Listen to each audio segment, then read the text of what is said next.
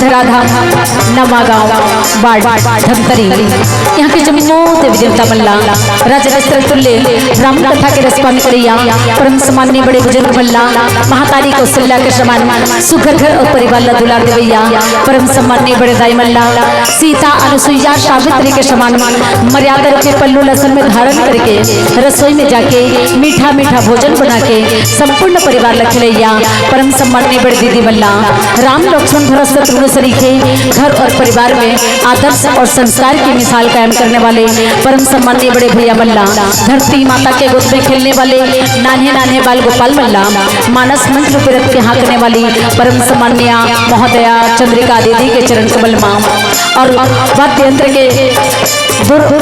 के द्वारा हमार आवाज जतक दूर ले जावा आ जावत होही तो जम्मू के चरण कमल मां कौशल्या भंडार में वाले जाने वाले वीडियो शूटिंग करने वाले और अपन मेहनत के एक एक राशि ला जोड़ करके आयोजक समिति में समर्पण करने वाले समस्त संत समागम के चरण कमलों पर हमारी इस ममतामयी महिला मानस मंडली ग्राम और विकास खंड बगलरोड जिला धमतरी छत्तीसगढ़ की ओर से कोटि शहर प्रणाम है प्रणाम है प्रणाम है।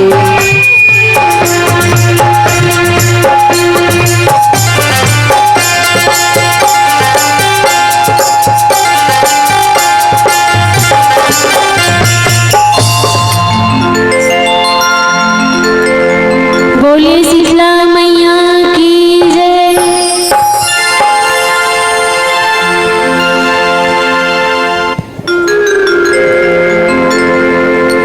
वक्रतुंड महाकाय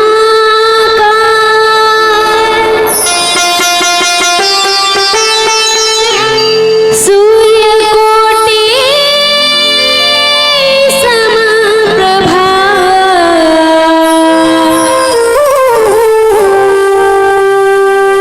निर्विघ्नं कुरु मे देव।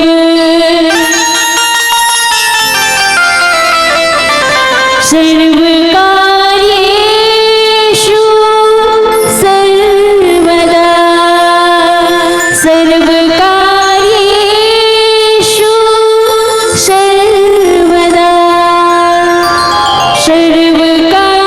सर्वकार्येषु सर्वदा। बोलिए राजा रामचंद्र की जय। दाई चंडी दाई वो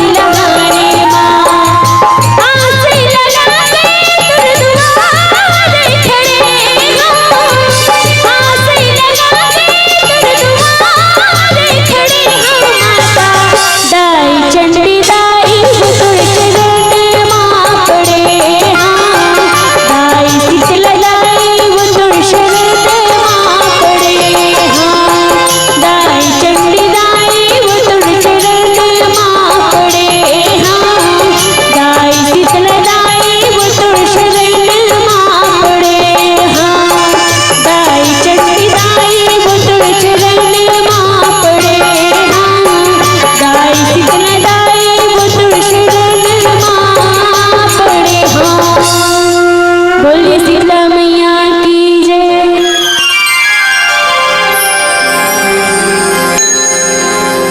या देवी सर्वभूतेषु मा चंडी रूपेण संस्थिता नमस्तस्यै नमस्तस्यै नमस्तस्यै नमो नमः। या देवी सर्वभूतेषु मा बिलाई माता रूपेण संस्थिता नमस्तस्यै नमस्तस्यै नमस्तस्यै नमो नमः। या देवी सर्वभूतेषु मा शीतला रूपेण संस्थिता नमस्तस्यै नमस्तस्यै नमस्तस्यै नमो नमः। या देवी सर्वभूतेषु मा शांति रूपेण संस्थिता नमस्तस्यै नमस्तस्यै नमस्तस्यै नमो नमः। परम आदरणीय परम श्रद्धेय राम रसिक मानस में सज्जन वृंद, आज बड़ा ही सौभाग्य का दिन है। ये पावन दिवस साथ ही ये चलने वाला महीना जिसे जनवरी महीना के नाम से जाना जाता है। 22 जनवरी का दिन हर मानव समाज के लिए एक ऐसा दिन होगा, सुनहरा अवसर 500 सालों के बाद में फिर से परमात्मा राम का राज्याभिषेक के पद स्थापना होने जा रहा है। मानवीय समाज के लिए भगवान राम का पदार्पण एक बार पुनः हमको दर्शन करने को मिलेगा। ऐसे शुभ अवसर पर उनके इंतजार में जगह जगह हर गांव में भजन संकीर्तन के साथ में उनकी अमृतमय गाथा की गुंजायमान हो रही है। बड़े ही सौभाग्य का दिन है। वही सौभाग्य आज हमको मिला है कि नवागांव वार्ड में आप जैसे संत समागम का दर्शन परमात्मा राम की कथा के माध्यम से हो रही है। सबसे बड़े सौभाग्यशाली वही है जो भगवान की गाथा का श्रवण करते हैं। कहते हैं कि वक्ता ते श्रोता बड़े, वक्ता तभी बोल सकते हैं जब तो श्रोता हो, सुनने वाला हो। बहुत अच्छी बात है, यहाँ बहुत सारी भीड़ इकट्ठा हुई है, पर थोड़ी थोड़ी बात थोड़ा समझ में नहीं आ रहा। कैसे सारी माताओं ने अपने स्थान पर एकाधिकार कर लिया है, ऐसा लग रहा है। भैया लोग के बैठने के लिए जगह नहीं, लेकिन जगह कहाँ कम पड़ रही है, जगह कहीं पर कम नहीं पड़ रही है। ऐसे आधे भाग में समस्त माताएं अपना स्थान ग्रहण, ये सामने की जगह को किसके लिए बना के रखे हैं? सामने वाली जगह पूरे माताओं की जगह है, लेकिन इधर का आधा भाग हमारे भैया लोग के लिए बना के रख दो तो और अच्छी बात हो जाएगी। बहुत सारा जगह है, सब सामने खिसक खिसक के बैठा करो, क्योंकि दूर में ऐसे बैठे हुए जैसे हम लोग करंट मारते हैं, झटका हमारी आपके पास में पहुंचने वाली है। ऐसा नहीं होना चाहिए। दीदी लोगों से सादर निवेदन, भैया लोगों के लिए भी जगह बना दे, इधर आके स्थान ग्रहण कर ले और बगैर कोई हल्ला गुल्ला के भगवान की कथा का रस स्वादन करे। स्वाभाविक सी बात है कि हमारी वाणी में गलती होने ही वाली है, तो उसी गलती पर विशेष ध्यान देते हुए गलती सुधार हेतु आशीर्वाद देने की कृपा करेंगे। चिंतन करने वाले हैं। पीछे तरफ हमारे बच्चे लोग हल्ला कर रहे हैं, बेटा आप लोगों से निवेदन है जो पीछे तरफ हल्ला कर रहे हो सामने आके बैठो बेटा। फिर देखते हैं आपकी पढ़ाई का संगम भी यहाँ पे स्थापित हो जाएगा। परमात्मा राम का साक्षात्कार इसी मंच के माध्यम से आप सबों के बीच में होने वाली है। तनिक चिंतन करें ये राम कथा क्या है और हमारे जीवन की व्यथा क्या है। चलिए मान लेते हैं इस राम कथा को एक विशाल वट वृक्ष, भगवान का दर्शन या तो पीपल के पेड़ के नीचे होता है या बरगद के पेड़ के नीचे, तो घनघोर छायादार वाली पेड़ ये राम कथा को मान लेते हैं। और दूर चलते राहगीर थके मांदे भूखे प्यासे पसीने से तरबतर होकर के व्याकुल होने लगते हैं, तब कहीं जाके दूर में बरगद का पेड़ दिखाई देता है। उसी पेड़ के नीचे आने के बाद में शीतलता और शांति की अनुभूति होती है। यही वो राम कथा है। और हमारे जीवन की व्यथा क्या है? हमारे घर परिवार में आपसी लड़ाव झगड़ा मन मुटाव होता है, आपस में बात बात में लड़ते रहते हैं और उससे आहत होकर के ये बोलते हैं कि हमें ऐसा लगता है कि हमारे जीवन का मरण हो जाना चाहिए, क्योंकि हमारा परिवार हमें स्वीकार नहीं करता। देवरानी जेठानी से नहीं पड़ती, सास बहू से नहीं पड़ती, भाई भाई से नहीं पड़ता। तो उस समय लगता है कि हम जीवन के व्यथा में समर्पित हो गए हैं, अथाह सागर में डूब रहे हैं जहाँ से निकल पाना बहुत मुश्किल है। और जहां पर जीवन की व्यथा इस राम कथा रूपी विशाल वट वृक्ष से उनका एक्सीडेंट हो जाए, दुख का एक्सीडेंट परमात्मा राम की कथा से हो जाए, तो हमारा दुख ही समाप्त हो जाए, जीवन में सुख सुख शांति शांति की अनुभूति होने लगती है। मानस में सज्जनों, यही राम कथा है, यही हमारे जीवन की व्यथा है। अब तनिक चिंतन कीजिए, जिस परमात्मा राम के नाम की दिवाली, परमात्मा राम के पदार्पण की दिवाली बनाने जा रहे हैं, तनिक चिंतन कीजिए क्या सचमुच में भगवान था? बताइए, कोई भी बता सकते हैं क्या सचमुच में वो राम भगवान था? अगर वो भगवान था तो उस भगवान की ऐसी कौन सी मजबूरी आनी पड़ी जिनके कारण से परमपिता परमेश्वर भगवान राम को भगवान होने के बावजूद भी इस धरती लोक पर अवतार लेकर के आए? क्यों आए परमात्मा राम? शास्त्र में भी उल्लेख है और कहा भी गया है कि जब जब होई धर्म की हानि, बाढ़े असुर अधम अभिमानी, तब तब प्रभुतरी विविध शरीरा और हरिनात्मक सज्जन पीरा। जब जब भी इस धरती लोक पर पापाचार को, अत्याचार को बढ़ावा मिला, तब तब उस परमात्मा राम को इस धरती लोक पर अवतार लेकर के आना पड़ा और नर लीला करके नारायण बनना पड़ा। मानस में सज्जनों, ऐसे ही त्रेता युग में अधर्म, पाप, अत्याचार दिनों दिन बढ़ता जा रहा था। त्रेता युग में किसके आतंक से, किसके भय से जीव जंतु पशु पक्षी घबराने लगे थे? हम आप सबको पता है, लंकाधिपति राजा रावण का पाप और अत्याचार दिनों दिन बढ़ता ही जा रहा था। इतना बढ़ा कि 13 लोक 14 भुवन के समस्त देवी देवता जो है थर थर कांपने लगे थे। यहाँ तक कि धरती मैया भी करुण कंदरी के साथ में रुदन करते हुए पुकार करने लगी, बचाओ, अरे कोई तो बचा लो। धरती मैया रोते हुए कहने लगी, मैं समस्त जीवों के भार को ढो सकती हूँ, लेकिन केवल और केवल रावण का पाप इतना ज्यादा भारी है कि उनके बोझ से मैं लदी जा रही हूँ, दबी जा रही हूँ, कोई तो बचा लो। ऐसे कहकर धरती मैया रोते हुए पुकार करने लगी। अभिमानी रावण देखे तो कहे, अरे मैं इतना बलशाली हो गया, इतना प्रतापी हो गया कि 13 लोक 14 भुवन के समस्त देवी देवता जो है मुझे देखकर थर थर कांपते हैं। मुझे देखकर यहाँ तक कि धरती मैया भी डर के मारे भगने लगी है।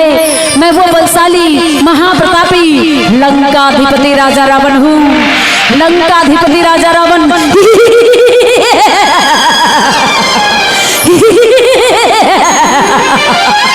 मैं रावण हूँ, रावण। ये धरती मेरी होगी, आकाश मेरा होगा, पाताल मेरी होगी, 13 लोक 14 भुवन पर केवल और केवल मेरा अधिकार होगा, केवल और केवल मेरा अधिकार। यही सोच करके रावण का अभिमान दिनों ही दिन बढ़ता जा रहा था।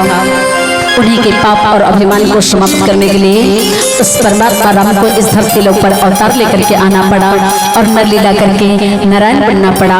उन्हीं की कथा का श्रवण आज आप हम सभी लोग मिलकर कर रहे हैं। मनस में सज्जनों, आइए तनिक चिंतन करें गोसाई जी क्या लिखते हैं।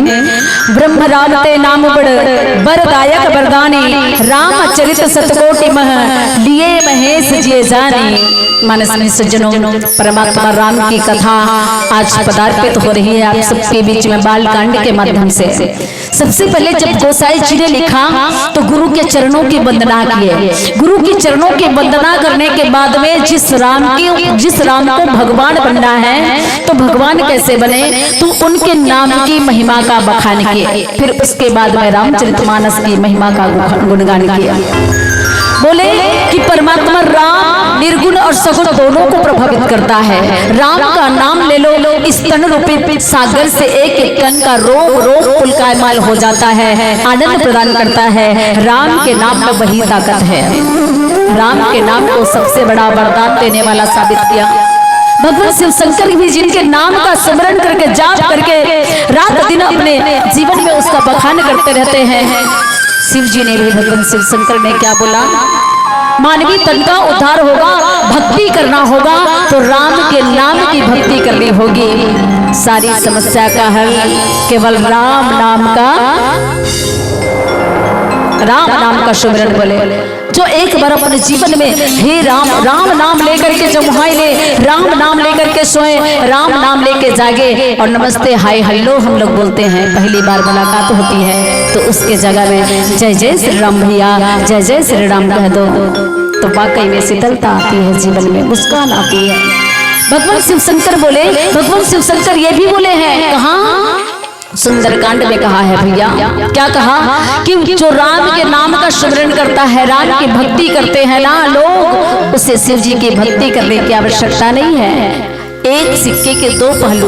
राम का नाम परमात्मा राम ने नहीं कहा, परमात्मा राम बोले कि शिव की भजन करो, शिव जी ने कहा राम की भजन करो, मेरी भजन करने की आवश्यकता नहीं है। शिव जी ने अपने हृदय में उसी को धारण किया।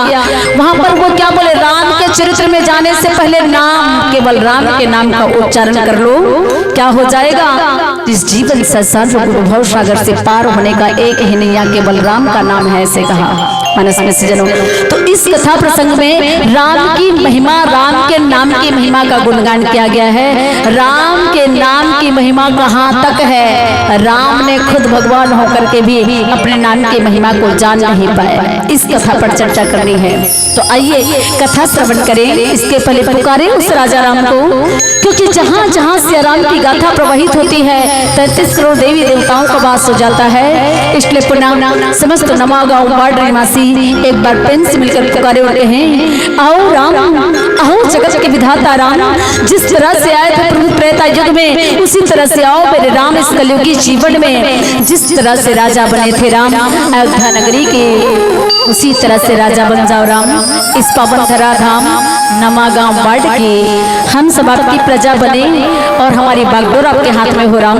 जिनकी बागडोर परमपिता परमेश्वर के हाथों होती है, उस जीव को चिंता करने की जरूरत नहीं होती, ज्यादा कहने की जरूरत नहीं। एक लाइन स्पष्ट करूं, मन तेरा साफ है तो इज्जत तेरी दासी है। अजी मन तेरा साफ है तो इज्जत तेरी दासी है। अगर दिल में सच्ची श्रद्धा भक्ति है तो नमागांव वार्ड में मथुरा काशी है, नमागांव वार्ड में मथुरा काशी है। आइए छोटा सा कीर्तन, बोलिए राजा रामचंद्र की जय।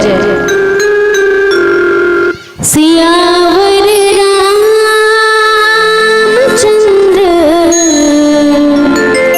की जय। जिंदगी के नैया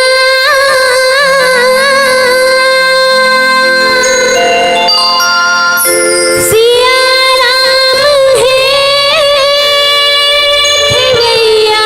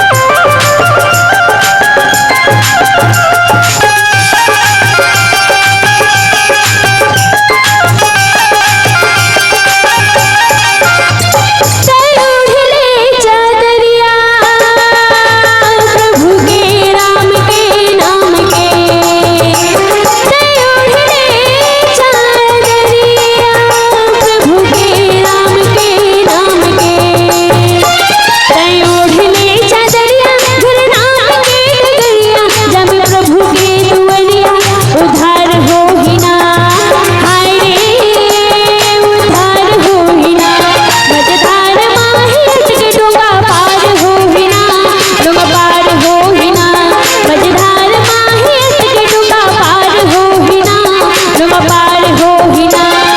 जिंदगी की नैया सिया राम है खेवैया डोंगा पार हो ही ना। हाँ, जिंदगी की नैया सिया राम है खेवैया डोंगा पार हो ही ना।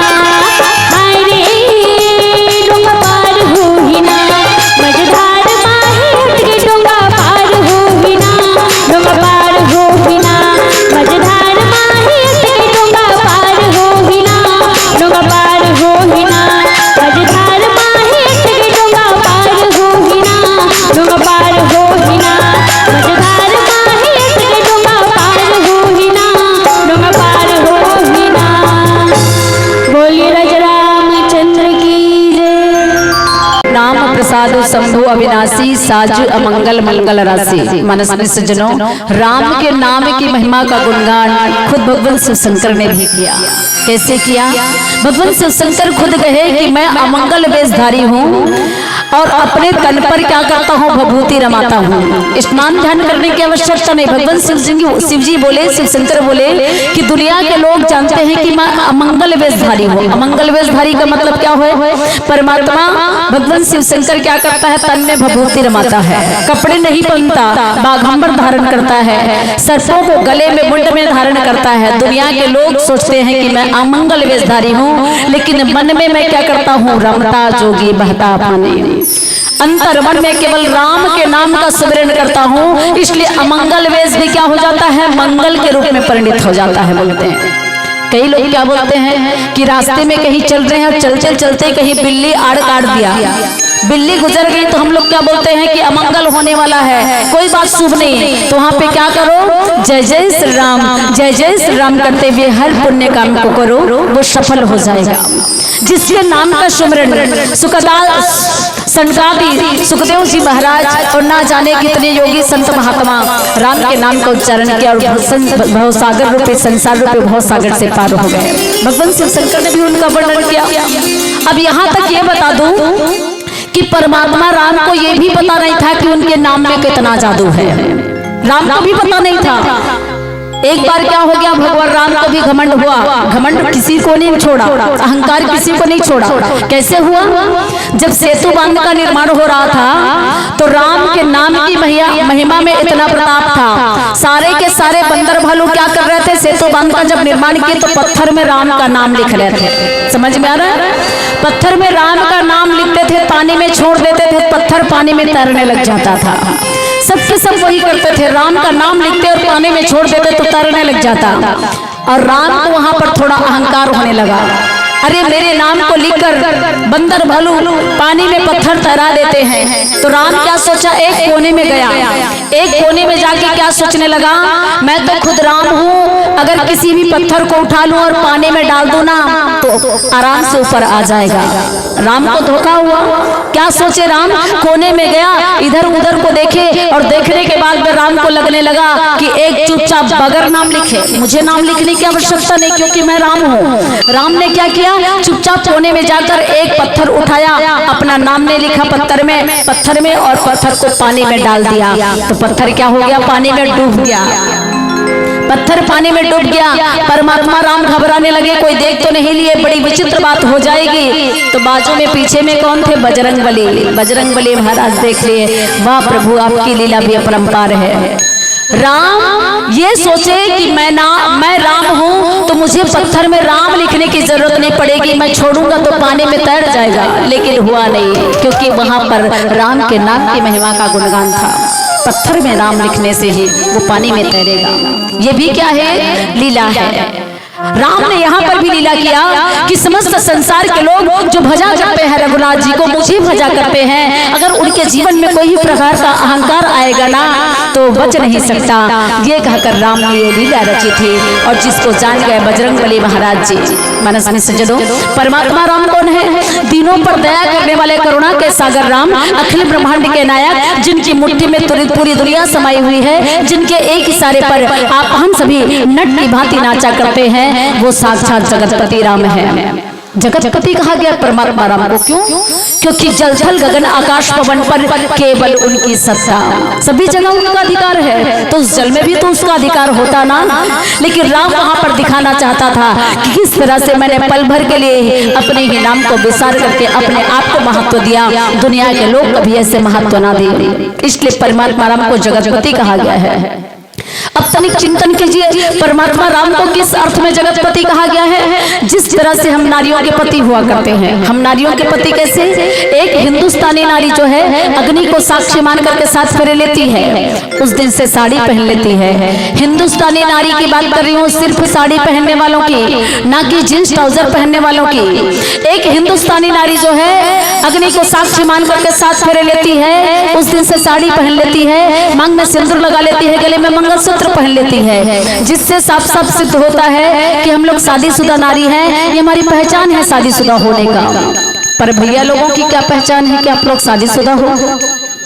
कोई पहचान है क्या भैया? जिस तरह से हमारी शादीशुदा होने का पहचान ये साड़ी, मांग के सिंदूर, गले की मंगलसूत्र, हम लोग चैलेंज के साथ में चुटकी बजाते हुए कह सकते हैं वी आर मैरिड वोमेन, हम लोग शादीशुदा नारी हैं भैया। पुख्ता सबूत है, गोल्ड मेडलिस्ट, 100% शादीशुदा नारी। पर भैया लोगों की कोई पहचान नजर नहीं आती, कोई नामो निशान नजर नहीं आती, किसकी शादी हुई है किसकी शादी नहीं हुई कोई पहचान नहीं, इसका कोई शास्त्र में उल्लेख नहीं। क्यों? क्योंकि सबके तन पर वही शर्ट, वही पैंट, वही जींस, वही ट्राउजर, कौन पिता है, कौन पुत्र है, कौन दादा है, कोई पहचान नहीं। वो तो बच्चे भी शर्ट पैंट पहने हुए हैं। बेटा, ओ मंदिर में बैठा हुआ बेटा, क्या तू शादीशुदा है? नहीं ना, तो कैसे जान ले, कैसे पहचान ले कि आप लोग शादीशुदा हो? ठीक इसी तरह से मैं तो यही कहना चाहूंगी, इसका कोई शास्त्र में उल्लेख नहीं है, फिर भी मैं कहना चाहती हूँ या तो शादीशुदा भैया लोगों को शादी के बाद में केवल धोती ही पहनना चाहिए, जिससे देखते ही पहचाना जा सके कि आप लोग भी शादीशुदा हो हमारी तरह, या फिर जो सिंदूर हम लोग मांग में लगाते हैं उसी सिंदूर को शादीशुदा के पहचान के रूप में भैया लोगों को माथे पर तिलक के रूप में धारण कर लेना चाहिए, जिससे देखते ही पहचाना जा सके कि आप लोग भी शादीशुदा हो हमारी तरह। इक्वल पति पत्नी का दर्जा बराबर होना चाहिए, कोई ना कोई सिल ठप्पा या मोहर जरूर होना चाहिए। ठीक इसी तरह से आप हम सबके पति जगतपति श्री रामचंद्र जी थे। एक छोटा सा उदाहरण मैं कहना क्या चाहती हूँ और आप लोग सुनने क्या जा रहे हो, इस पर फोकस करेंगे, ध्यान से सुनिएगा। 3 सहेली थी, तीनों सहेली आपस में बहुत प्रेम करती थी। कहा करते थे, हे सहेलियों, जब हम तीनों की शादी होगी ना तो एक दूसरे के शादी में जाएंगे, नाचेंगे, गाएंगे, धूम मचाएंगे, बड़ा मजा आएगा। लेकिन दुर्भाग्यवश तीनों सहेलियों की शादी एक ही दिन, एक ही तारीख और एक ही समय को संपन्न हो जाती है। बेचारी कोई किसी की शादी में नहीं जा पाती। लेकिन शादी के प्रथम बार जब मायका आती है अपने माता पिता से मिलने के लिए, तो तीनों सहेलियों की मुलाकात एक जगह पे हो जाती है। तीनों सहेली एक दूसरे के शादी के बारे में पूछने लगे। बोले क्यों? क्योंकि लड़कियां अधिकतर पूछ ही होती है, अपनी मन की बात डायरेक्ट सहेली को बता दिया करती हैं। एक सहेली दूसरी सहेली से कहने लगी, अरे सहेली तू बताना जी तेरी शादी में क्या हुआ? तो सहेली हंसते गाते नाचते झूमते कहे, क्या बताऊं सहेली, मेरी शादी में ना इतना मजा आया, इतना मजा आया कि मत पूछ, क्योंकि मेरी शादी में ना बिलासपुर का बैंड आया था। तो दूसरी सहेली कहती है, मेरी शादी में भी बड़ा मजा आया, क्योंकि मेरी शादी में ना नागपुर का बैंड आया था, डिस्को डांस किए, बफर सिस्टम रखे, बड़ा मजा आया। तीसरी सहेली चुपचाप बैठी थी, मंद मंद मुस्कुराते हुए। ये दोनों सहेली उनके पास चली गई और चाचा पूछी, अरे सहेली तू बताना जी तेरी शादी में क्या हुआ? तो बेचारी सहेली दोनों हाथ जोड़ ले, मंद मंद मुस्कुराते हुए बोली, क्या बताऊं सहेली, मेरी शादी का वर्णन ना मेरे मुखर बिंदु के द्वारा नहीं किया जा सकता। सच कहूं ना तो मेरी शादी से मैं इतनी खुश हूँ, इतनी खुश हूँ। सच कहूं ना तो मेरी शादी से समान औतन का उद्धार हो गया, मेरे संपूर्ण जीवन का श्रृंगार हो गया, मैं इतनी खुश हूँ। बसरते हाँ मेरी शादी में ना तो कोई बिलासपुर का बैंड आया था और ना ही कोई नागपुर का बैंड आया था, अर्थात मेरी शादी में न तो एंड आया था न तो बैंड आया था, मेरी शादी में तो साक्षात मेरा हस्बैंड आया था, साक्षात मेरा हस्बैंड आया था। कहने का तात्पर्य यही है, मंडप सजाई जाए, बंड बाजा बजाई जाए, मोहरी बजाई जाए, लेकिन उस मंडप का शोभा पाने वाला दुल्हे राजा ही ना हो तो शादी बेकार है, निरर्थक है।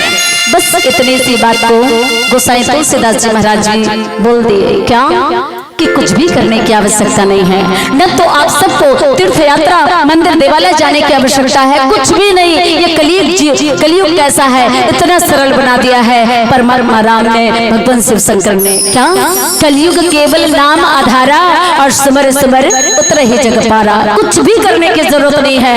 आप डर रहे हो, घबरा रहे हो, जय जय श्री राम, जय जय श्री राम, इतना है कह दो, संसार रूपी भव सागर से पार हो जाओगे। ये एक सीढ़ी का निर्माण, एक डोंगा का निर्माण उस परमात्मा राम ने खुद ही नर लीला करके नारायण बन के कह दिए। ऐसे समझाने लगे मानस जनों। इतने पावन प्रसंग पर चर्चा हो रही है, इसलिए कहना चाहूंगे कुछ भी कहना नहीं है। राम नाम के अलग जगाना है भैया तो भक्ति के धाम बसाला लगी। अरे राम नाम के अलग जगाना है तो भक्ति के धाम बसाला लगी। संसार पे भव सागर से पार जा रहा था तो जय जय श्री राम बुलाला लगी, जय जय श्री राम बुलाला लगी। बोलिए राजा रामचंद्र की जय। आइए छोटा संकीर्तन बोली राजा रामचंद्र की जय। हे हे हे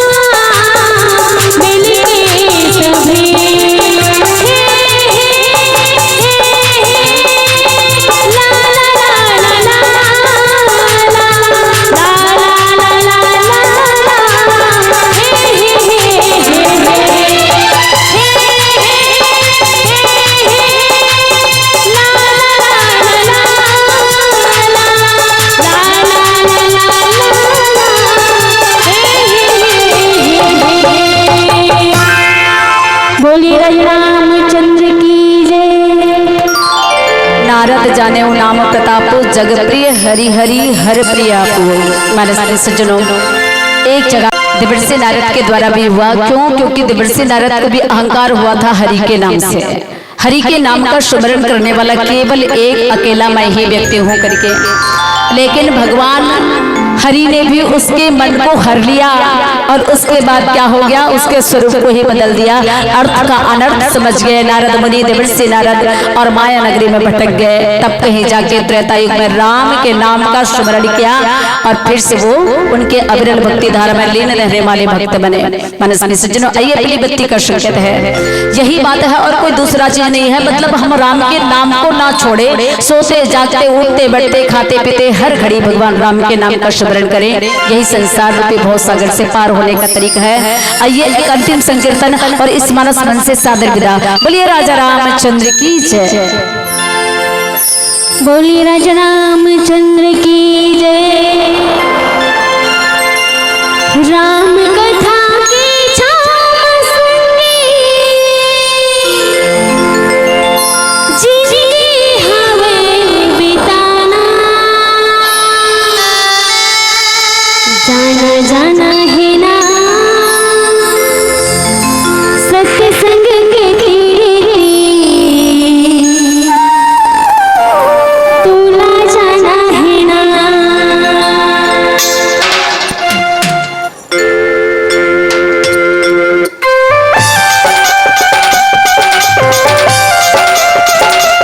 सभी चले